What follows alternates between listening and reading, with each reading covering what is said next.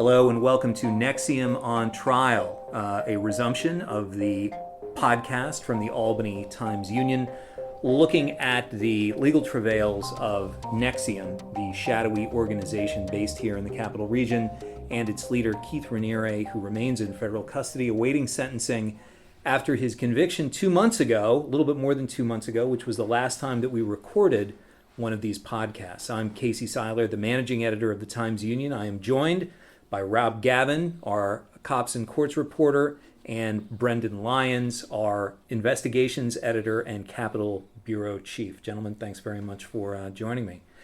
So we've got a lot of kind of catch up, and we are marking this occasion because this week we're talking on August 28th is just a couple of days after what would have been the start of Vanguard Week, which back in the days when Nexium was riding high was the annual week-long celebration of Keith Raniere's birthday, which fell this week on Monday when he turned 59 years old in the federal lockup in Brooklyn. So I guess to lead off, the news of the day, which did in fact come out on Monday, was news that Nexium is now on the hook for more than $1.3 million, which it will have to pay to Interfor, an investigations firm that did work for Nexium in its pursuit of cult expert Rick Ross.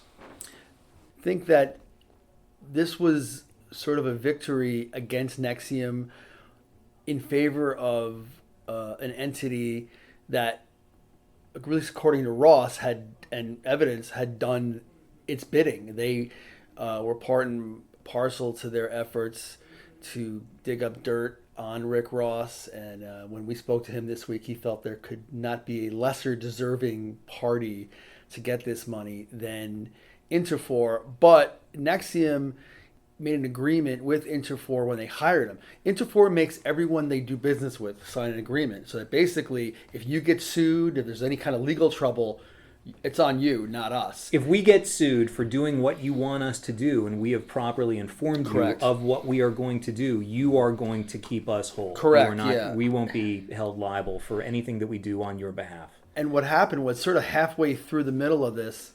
there's lawsuits, and they get sued by Rick Ross, who files a countersuit against them. There's this huge lawsuit going on for years.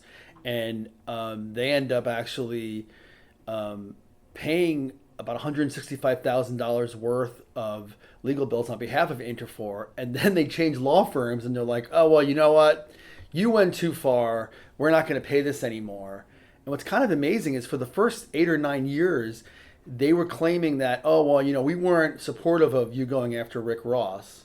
Nexium saying this exactly about Interfor's behavior. And then did a total about face. Just to set the table for people who may not know, Rick Ross is a cult expert and had long been a critic of Nexium and had highlighted that they had cult-like activities, and at one point published some of their materials on his website. That triggered a federal lawsuit against Rick Ross by Nexium, where this came into play. That's where the legal war started, and he was dragged through a decade of litigation. And lucky for him, he had pro bono counsel, because I think it would have been a struggle for him to go up against Nexium in a federal lawsuit that went that long. Rick Ross ended up testifying at Keith Raniere's trial, describing his long history, Nexium's long litigation pursuit of him and his organization.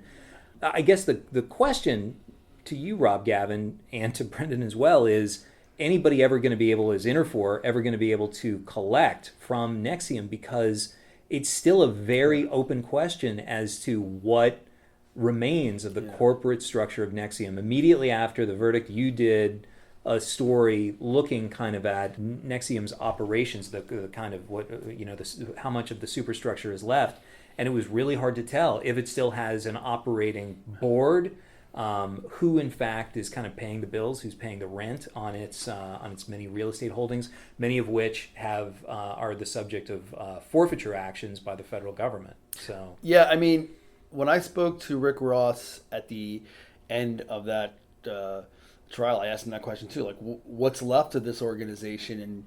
And we looked at court filings where a lawyer named Michael Sullivan, I believe he was a former U.S. attorney in Boston, was representing Nexium. He was still officially their attorney. But what's interesting is you reached out to him this week, and we have not returned he has not returned our phone calls. Yeah. What's left of Nexium is a good question, because the judge's decision, this was a New Jersey federal judge who handed down this decision on Monday. She says that she doesn't believe Nexium exists anymore. Now, whether or not that's actually true, we don't know. And what Rick Ross had said to me when I spoke to him Monday was, who pays for this? Does Claire Bronfman, heir to the Seagram's fortune? I think it's very telling what's not in the government's forfeiture records, which is any indication that Nexium has monetary assets, that they have bank accounts. I think if they did, the federal government would have identified them and moved for forfeiture of some of those assets to repay some of these victims. Instead, you see them going after various properties associated with Claire, Nexium, and some of their associates. And nobody that I've asked put that question to seems to know. Does Nexium have assets in bank? Do they have bank accounts? They may not. They may have liquidated them. It's surprising too that the government hasn't addressed that issue, even if to tell the court, hey, Your Honor, there are no assets here that we can go after. So it'd be interesting to know too if they did pay. For instance, AT&T. That was an action against Keith. Claimed he had patents, and the judge essentially called him a liar and ruled against him in that case. And what we know, and it was included in Rob's story back in June, that there is just a dazzling array of kind of corporate structures that sort of exist under the umbrella of Nexium. I think there was a list that was entered in one of the court cases that I think it's more than like 24. It's a whole bunch of different entities, names, educational projects and publishing, entities and what have you. What we know is that what we know from speaking to people is that there are still supporters of Nexium out there. When I was at the trial, I saw about 7 or 8 people. So we know there's people out there. The question is there a structure there? There's talk that there was a structure in Mexico of some kind, and it's hard to get anybody to come out and say, yes, we're still around. I've reached out to like more than 24 members of Nexium who just don't get back to me, which is not surprising, but it makes you wonder what's going on there, and if anything. And there's this interesting part of the criminal case where the sentencings for all these defendants have been indefinitely put off. Right. Could there be more charges coming? It does make you wonder if there could be something happening there. And if that were to happen, just totally speculating here, how does that affect the ability of this organization to make whole all the money that they $1.3 million is a lot of money. Yeah. Well, that seems like a good segue for Brendan to talk about the reversal of fortune in the career of Brandon Porter, the doctor who was involved with Nexium for many, many years and was in charge of their, there's no other way around using the phrase brain experiments. Yes, he just lost his medical license in the state of New York. It was revoked. Dr. Porter had been a University of Iowa graduate, got his PhD there as well, an MD from Iowa. He became associated with Nexium in about 2001 and began overseeing consulting for them on their research programs. In 2009, he moved to Albany and became essentially their official doctor. And the charges against him were that he conducted multiple human research studies with no affiliation as required to any institutional research program.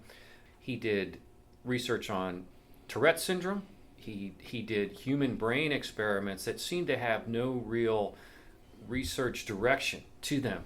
And as the health department noted, all of the data, all the materials from those studies were locked in a Ethical Science Foundation building. And he had no access to that. So he's supposed to be in charge of that data to secure it, make sure that nothing happens to it. And he didn't even have access to it, they noted. Ethical Science Foundation being one of the many kind of subsidiary groups. That's right. And that was it was funded by Claire Bronfman. And certainly Nancy Salzman, a registered nurse, had a big role in a lot of the research that was done. And that research included hooking people up to a brain machine when they were alone in a former restaurant building and showing them very wonderful images, and then showing them gang rapes and beheadings, real beheadings. Snuff and films, things. essentially. Yes, and to what purpose, it's unclear. He would, when many people took Nexium's courses, they said it was not unusual, because there was hundreds of subjects, that you would look over and see a student with the EEG brain cap on and Dr. Porter monitoring their reactions to the curriculum. And again, but all of this was unsanctioned medical research. And he identified himself. In one instance, they had a film they produced on their Tourette syndrome work, and he was identified as the researcher. And he had brought in many witnesses. Some of the names I didn't recognize at all. He brought in another doctor, but the health department essentially punched his ticket and said, "You will not practice medicine again in the state of New York." Yeah. So. Yeah. All right, we'll take a quick break, and we'll be right back with more Nexium on Trial.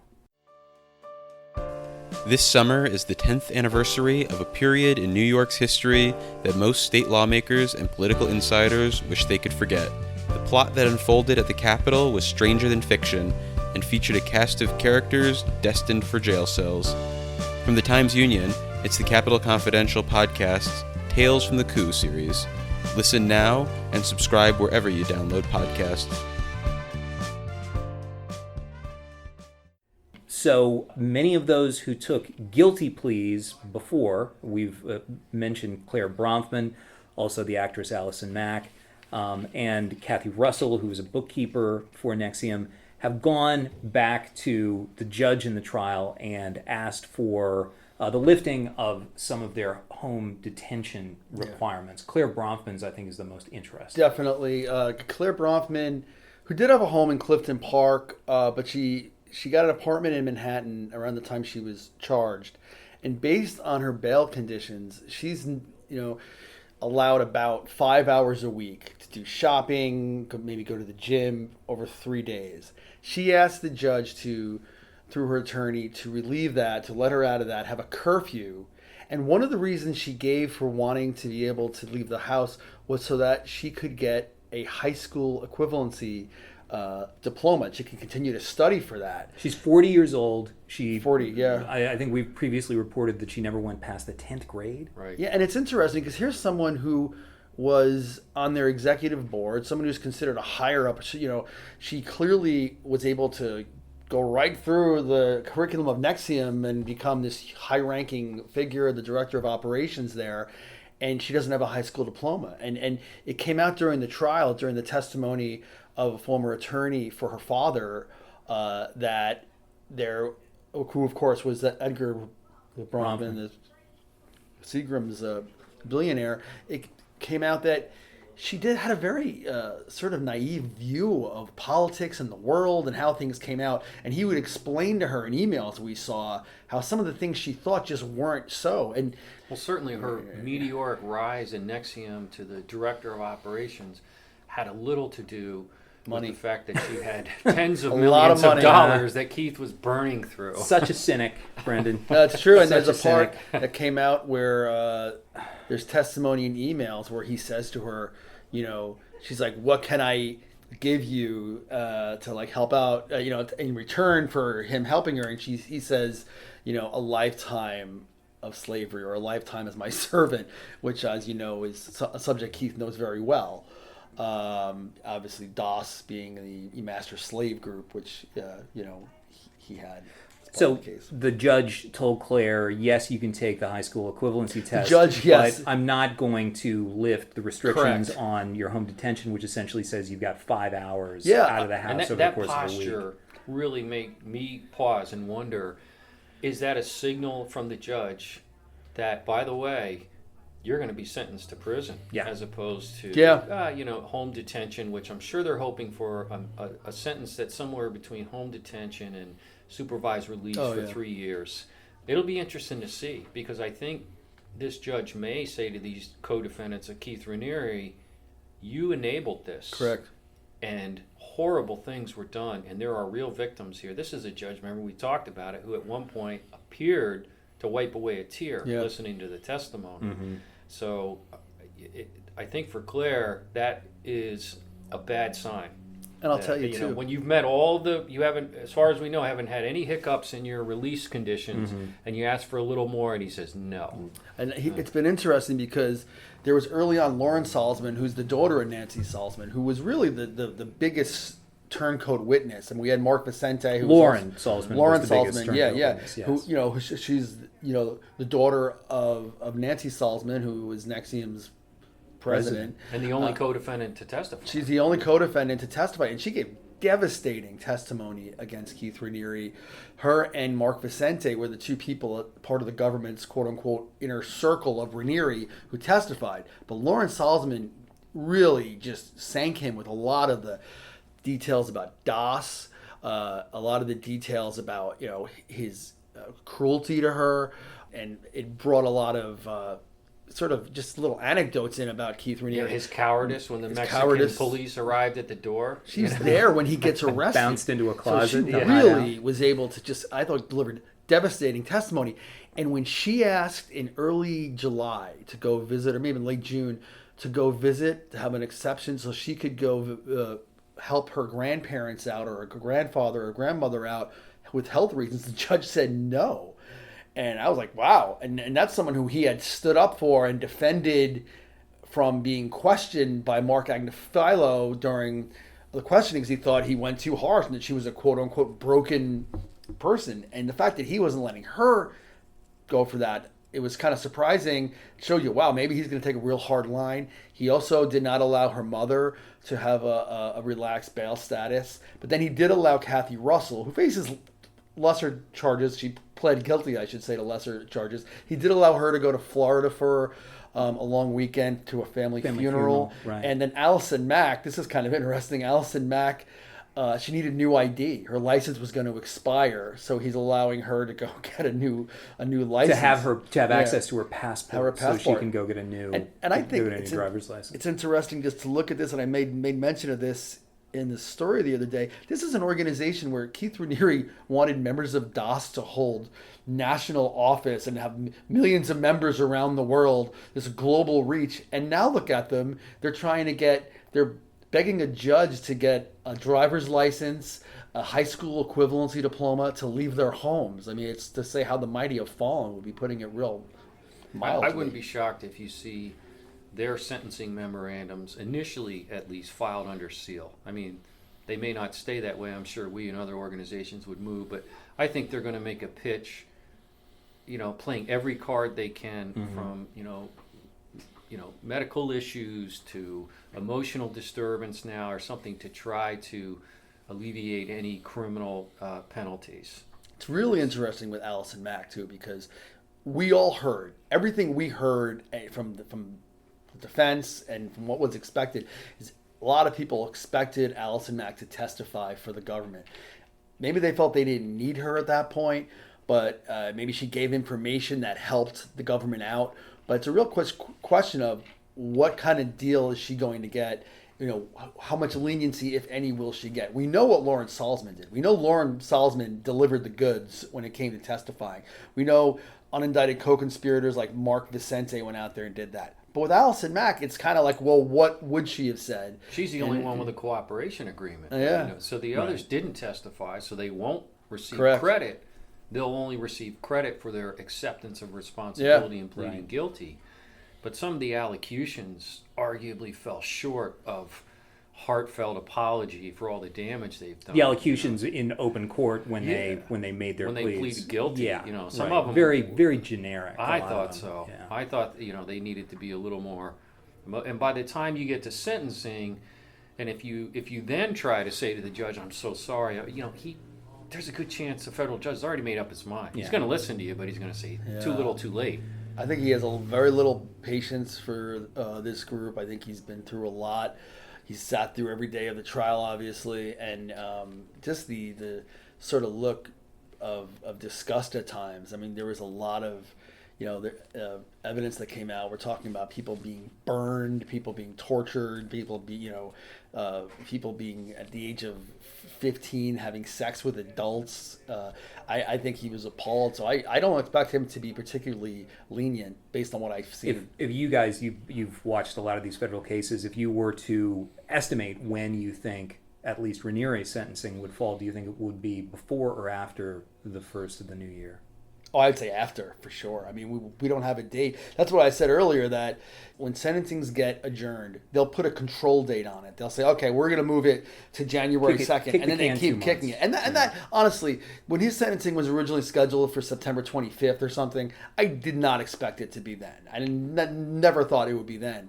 But the fact that it's indefinite, it does make you wonder what, maybe there's something else going on there. Could it be because of forfeiture? Could it be that they're, but it does make you wonder, could there be more charges coming down the road?